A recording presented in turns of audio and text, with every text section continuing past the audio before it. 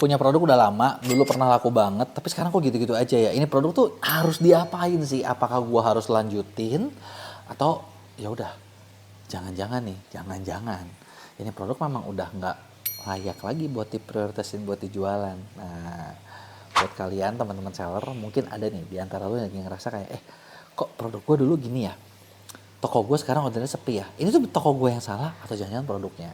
Dan gue sering cukup banyak ketemu seller-seller yang dulu produknya benar-benar bagus banget, rame banget, tapi sekarang kok kayak hilang. Gitu kan. Nah di video ini gue mau bahas gimana cara kita mengetahui apakah produk ini masih benar-benar layak, apa enggak, apakah produk ini udah memang harus diganti, apakah kehilangan momen dan lain sebagainya. Tapi sebelum gue mulai, buat kalian yang baru nonton, jangan lupa buat klik tombol subscribe-nya dan aktifin lonceng notifikasinya ya. Yuk kita mulai. Beberapa hal yang gue bakal sharing di sini itu adalah beberapa hal yang biasa kita jadiin juga panduan di MEA buat kita menilai, gitu kan. Ini produk tuh bagus apa enggak sih, masih bakal lanjut apa enggak sih, gitu. Karena kenapa gue bilang kayak gitu? Karena gue sering banget ketemu seller dan yang namanya seller itu gimana ya? Mungkin karena produk itu bisa dianggap kayak anaknya kali ya. Kan nggak ada orang tua yang mau anaknya, oh anak gue jelek nih gitu kan, nggak ada yang mau mengakui, bener nggak?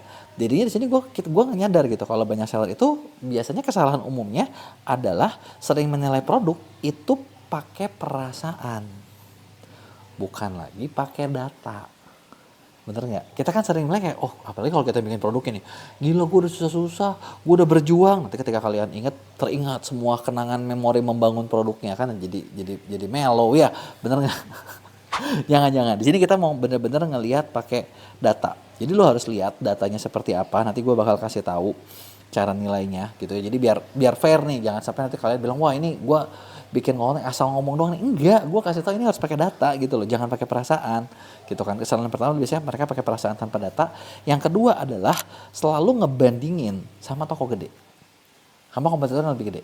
Kompetitor gue jual kayak gini sama kok, bagusan gue, kenapa dia laku, lo enggak?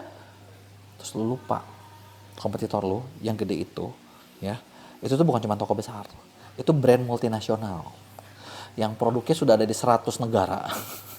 Terus kayak udah ratusan seleb, KOL, influencer kerjasama sama dia, dan lu mau tandingin dia padahal toko lu mungkin kayak baru mulai, atau mungkin ya cuman jadi baru bisnis itu baru secuil ya, itu kan gak fair ya, bener gak? Makanya gue bilang selalu mulai pakai data, jangan ngebandingin sama toko gede.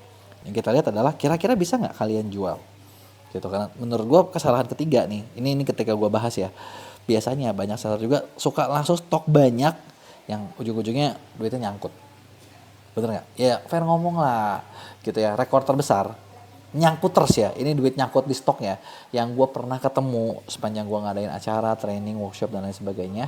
Itu pernah waktu itu gue bikin event di Bandung di kantor MEA, terus dari itu ada satu ibu-ibu nyamperin gue bilang, kok bantuin dong, ini saya punya stok produk banyak nih. Dia adalah salah satu reseller dari produk skincare yang dulu pernah viral lah di zamannya. Terus gue tanya, emang nyangkutnya kenapa Bu? Saya reseller produk ini, oke. Terus ibu, emang kenapa paniknya? Iya nih, soalnya bulan depan udah mau expired. Oh gitu. Gue nanya kan kayak, ibu emang boleh tahu stoknya berapa? Ada 15M nih. Gue sampai, buset dah, lu nyangkut terus terbesar bos. Gitu. Kenapa kayak gitu ya? Mungkin FOMO, penasaran, ikut, gitu kan, yang ujung-ujungnya. Ini adalah beberapa kesalahan umumnya, gitu kan. Nah, jadi sebenarnya gimana cara kita ngelihat datanya? Pertama, kita harus lihat dari waktu minimum dalam nilai produk. Jadi gini, kalau misalnya yang gue belajar ya, kalau misalnya di TikTok dari seller-seller China, brand-brand China, mereka biasanya saklek banget sama data. Biasanya mereka tuh kasih umur cuma 1 bulan doang, 1 bulan buat dinilai. Mereka bakal lakuin macam-macam. Mereka biasanya udah punya template sih sebenarnya. Template-nya kayak harus dikasih traffic sekian, harus ada berapa konten gitu kan. Mungkin harus ada beberapa influencer gitu kan. Jadi model mereka tuh bukan langsung produksi banyak, tapi produksinya mungkin sedikit dulu, tapi dites dulu nih dengan berbagai metode treatment. Treatmentnya apa? Ya sebenarnya kalau detail jujur gue kagak bisa bilang.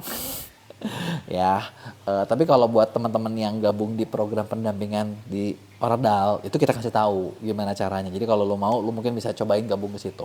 Ya, jadi ada treatment, kita kasih traffic deh. Kita kasih konten, kita kasih segala macam cukup banyak. Ketika kita kasih traffic ini itu cukup banyak, itu bakal bikin si produk ini kan terlihat jadi oleh cukup banyak orang kan. Dites, gitu kan. Ada nyawanya nggak? Gitu kan. Nah, kalau dia memenuhi beberapa indikator, lolos. Kalau dia kagak memenuhi beberapa indikator, kayaknya berat, dicoba biasa. Karena yang dicari adalah sesuatu produk yang bisa dibikin, dipoles dan total boom gitu loh. Bukan cuma produk yang kita produksi terus tapi nggak ada ininya, ya. Nah, apa sih indikatornya gitu ya? Indikatornya apa aja nih kalau itu produk punya potensi besar buat dilanjutin? Kalau misalnya nggak ada ya lu tinggalin gitu ya. Yang pertama adalah ya pasti ada orderannya lah. Ada orderannya dari berbagai treatment yang kita lakuin. Ada yang pecah telur, ada orang yang beli, dan terus orang tersebut yang kita butuh adalah feedback. Nah, ibaratnya gini, yang namanya produk sesi pertama mungkin nggak sempurna, itu wajar.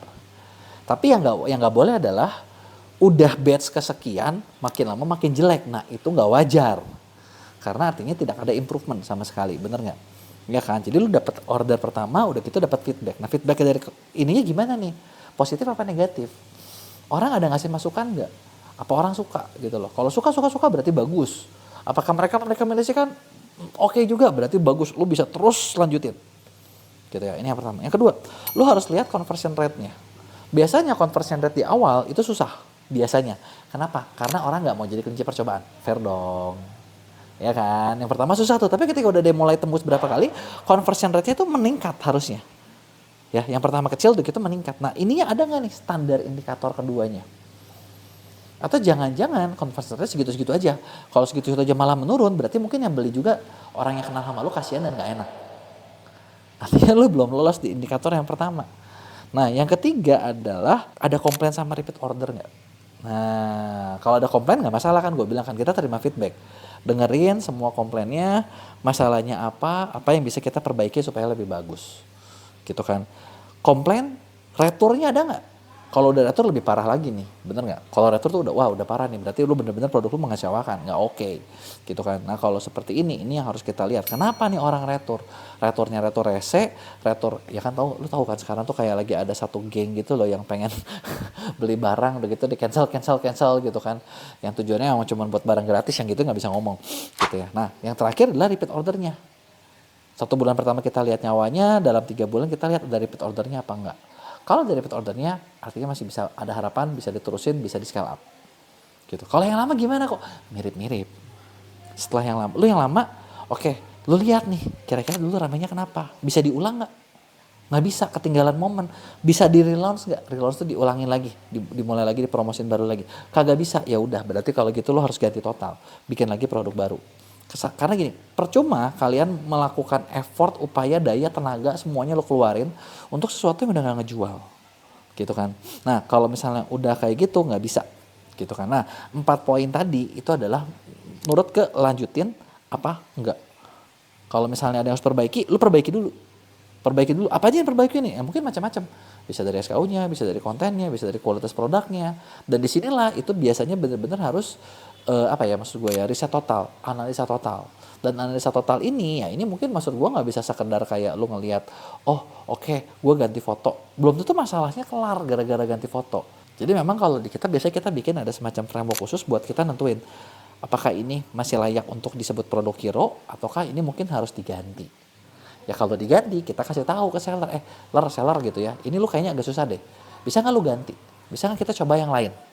Yang ini udah nggak menarik lagi nih, yang ini udah nggak seksi lagi nih, gitu. Apakah mungkin kita harus stop, tunggu, bikin produk yang baru kita launching lagi, karena misalnya permintaannya memang udah sepi, udah susah, udah nggak bisa digimana-gimanain, ataukah gimana, gitu kan. Nah, jadi itu dia tadi, beberapa hal yang bisa lo nilai dari ketika kita ngejual produk. Kalau ditanya repot ya, memang repot, memang complicated. Gitu kan, karena data yang harus diolahnya juga banyak, yang perlu dievaluasinya banyak gitu. Makanya gue bilang kan kita ngembangin analytic partner, jadi di analytic partner ini kita bisa bener-bener ngecek gitu kan kayak produk ini tuh seperti apa, dan semuanya saklek by data gitu, bukan by feeling lagi gitu kan.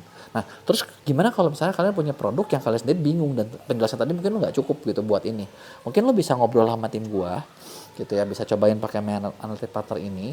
Kita juga punya program pendampingan ordal, di program konsultan pendampingan ordal ini kita bakal bantu bedahin, kita bakal bantu risetin kayak produk kalian seperti apa yang bisa dilakuin, apa yang bisa diperbaikin, supaya ibaratnya perkembangan toko kalian makin lama bisa semakin besar gitu kan. Nah konsepnya adalah seperti itu gitu kan. Nah kalau lu mau, lu bisa klik link di deskripsi, nanti bisa ngobrol langsung. Nah kalau ada yang mau tanyain, lu tulis di komen, nanti gue bakal jawab di Q&A. Jangan lupa buat like dan share.